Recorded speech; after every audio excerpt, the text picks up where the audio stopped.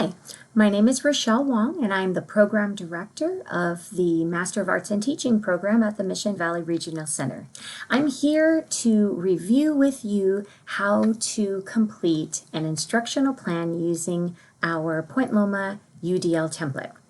So, the beginning pages here are really the background of your lesson. It's really the foundation. You start, don't forget this beginning part here as the candidate, making sure you know the time frame you're working with, of course stating the grade level and subject or content area. In this first section here, you'll notice that it says unit or abstract. Really, if you follow throughout this lesson plan, not only the instruction, but then also you'll notice there are highlighted yellow italicized prompts for you. You'll want to respond to those prompts. Of course, delete the yellow italicized section and include your information there. But you're starting really with an overview of the lesson. Essentially, what is the summary of what you're going to be teaching? If it's a part of a bigger unit, make sure you articulate that here. The next section is the big idea. This is really kind of the big question or the big concept that the students will be learning. Of course, a huge part of your lesson plan will be the state content standards.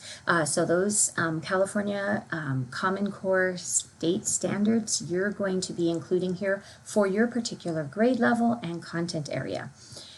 Make sure you don't just put the number with that the few letters there, because you don't have those memorized. You want to make sure you articulate what the actual standard says.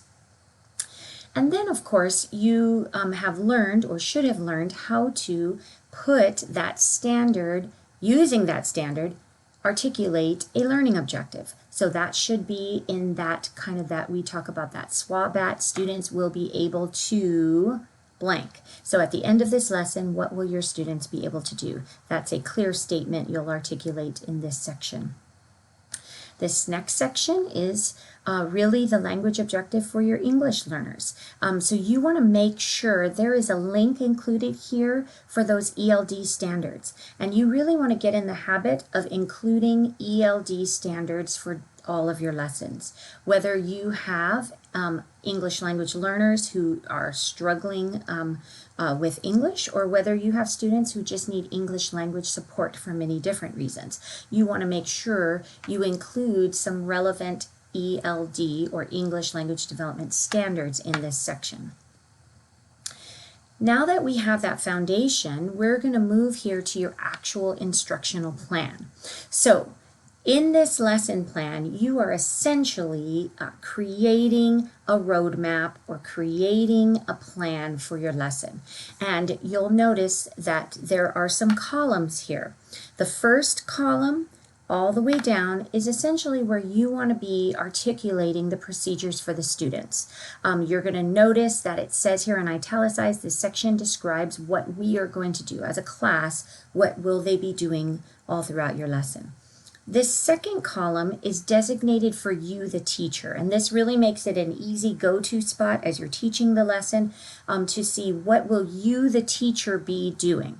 Are you going to be walking around the classroom? Are you going to be up in front with a smartboard of some sort? Are you going to be working in a small group with students? This is where you articulate that. Also keep in mind, here's where you want to plan out your questions that you're going to be asking, especially those higher order thinking questions. It's a great idea to plan those ahead of time because that really engages your students in deeper learning. And it should be intentional. So here's where you put this second column is where you put those specifics. The third column here, you'll notice, is where you're going to be all throughout each stage of your lesson, you're going to be identifying potential barriers to learning. So with your students in mind, knowing their various learning needs, knowing their various physical needs, emotional needs, all of those things in mind, you are going to be considering and thinking about what the potential barriers might be. You want to be sure to articulate a barrier for representation, engagement, and expression. You should have learned these already, but just as a quick review, representation is essentially how the content is presented to them. So how you present the information. Engagement refers, as it mentions, how students are engaged. So there are barriers to keeping students engaged all throughout the lesson. And then expression is how do the students express how they what they have learned. How do they express to you or show to you their learning? So these three types of barriers, you should have a barrier articulated for each of these three types. And then the final column is for your multiple means of representation, engagement, and expression. So basically, if you've recognized a barrier in representation, what will be your means for addressing that barrier? How will you fix it? How will you mitigate that barrier for representation? And then the same thing for engagement. How will you address that barrier for engagement? For expression, how will you fix or alleviate that barrier for expression? So at each stage, you're articulating a barrier and a multiple mean, each for representation, engagement, and expression. Okay, so I'll walk you through briefly each of these stages and point out some things that you should be sure to include in your lesson plan. The first part of your lesson, of the actual teaching, of course, you've already done the planning of the background with your standards and your objectives, but now we're looking at what you're actually going to teach. You start with that anticipatory set, how you hook your students. Again, notice the wording here. It's a great prompt for you to remember what you should be placing here in this section. Again, you can delete this information here and include your content. But this is, what will the students be doing in your anticipatory set? How are you going to hook those students? Introducing the lesson, accessing prior knowledge, etc. Teacher procedures. Here's where you're listing what you're going to be doing in that anticipatory set of your lesson. And then again, what might be a barrier for representation and how will you address it? What might be an barrier for engagement, and you'll address that, and expression and addressing. Okay, so don't forget to include a time frame. You always want to include in each section, for each section of your lesson, a time frame. That's a good gauge for you as you're teaching the lesson to make sure you're on track, because you will have to teach your lesson in the boundaries of a time frame, a time period, or a time block. So you want to make sure you budget your time wisely, and having that time frame there helps. The next section is the instruction. This is your direct instruction, your actual teaching of the content. So you want to think through, how are you going to convey the information to your students?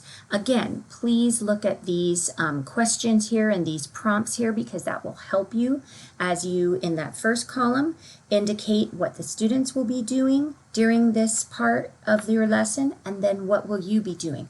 Here's a good place for you to, where will you be standing, what tools will you be using, what questions will you be using, and so forth.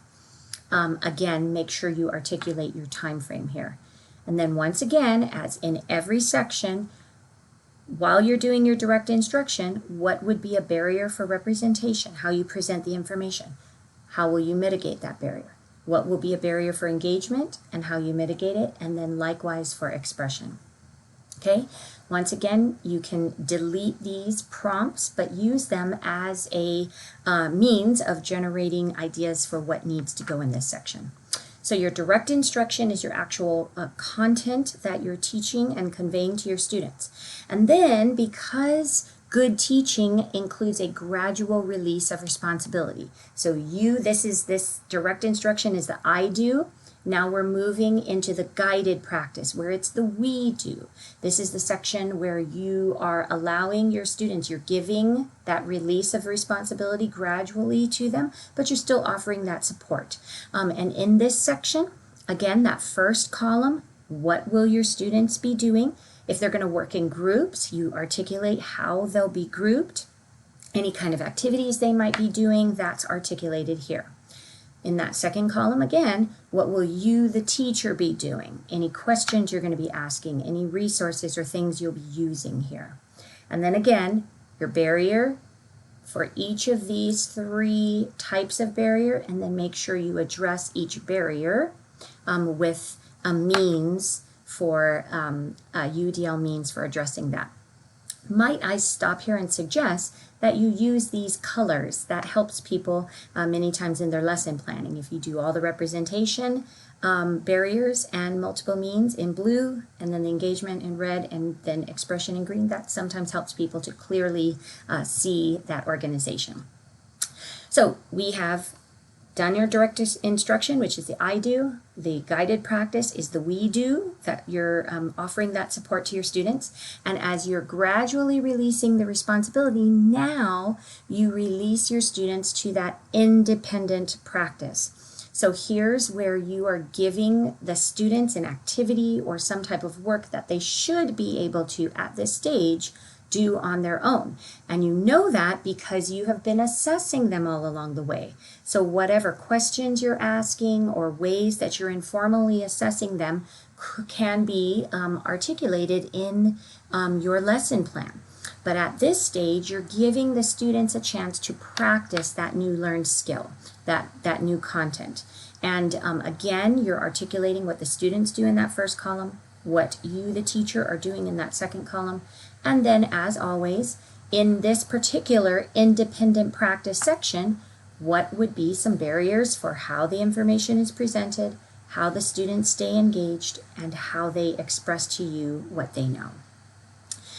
And then this next section is this informal check for understanding. So you need to be thinking through how you're going to determine your students have gained this concept or this skill enough to be able to work independently. And so what will be your informal check for understanding? If you have some type of a formal check for understanding, you include that here as well. So again, the first column is what the students are doing in this check for understanding. In the second column, what you're doing, and then of course, those barriers and your multiple means for addressing them. And the final part of your lesson is the closure. And this is every bit as important as any other part of your lesson. Here is really where you're wrapping up what the students have done. You want to make sure you always go back to that learning objective. This is what we just did today, boys and girls. We had a learning objective of blank, and today we did this. And you have them, you're tying back what they've just done to this learning objective. You're even reminding them of where this fits in that bigger unit. And so this time of review is really important, summarizing what they've done and bringing closure to your activity. And so think through what your students will do to be able to, as this time of closure and review, maybe having them share what they've learned or what they enjoyed learning in this section. And then, of course, making sure you're including what you're doing here. This may also be a formal check for understanding. And so in this manner, you're going to make sure you articulate what that activity is. And then again, the barriers for representation, engagement, and expression, and how you'll mitigate those barriers. So that, in essence, is your lesson plan.